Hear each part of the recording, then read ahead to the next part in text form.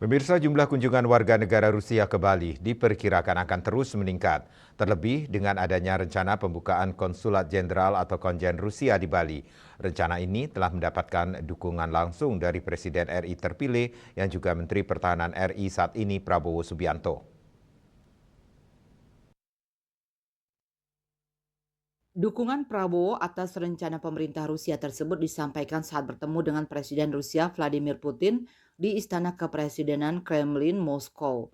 Prabowo yakin langkah itu dapat memperkuat hubungan bilateral RI Rusia dan meningkatkan kerjasama keduanya di bidang pariwisata.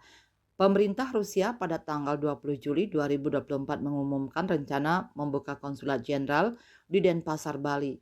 Aturan untuk mendirikan itu telah dibuat dalam bentuk peraturan pemerintah dan ditandatangani oleh Perdana Menteri Rusia, Mikhail Mishustin pada bulan lalu. Presiden RI terpilih yang juga Menteri Pertahanan RI saat ini, Prabowo Subianto, saat bertemu dengan Presiden Putin. Selain soal pembukaan konsulat jenderal konjen Rusia di Bali, juga mendukung adanya lebih banyak penerbangan langsung dari Moskow ke Bali.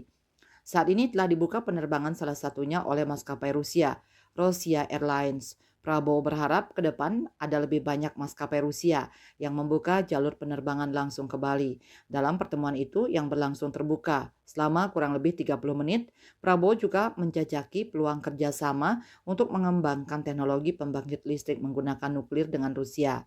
Prabowo juga menyampaikan sikap dan komitmen Indonesia untuk meningkatkan kerjasama dengan Rusia juga tak akan berubah meskipun nanti ada pergantian kepemimpinan dari Presiden Joko Widodo kepada Prabowo setelah acara pelantikan calon presiden terpilih pada tanggal 20 Oktober 2024. Bali Post melaporkan.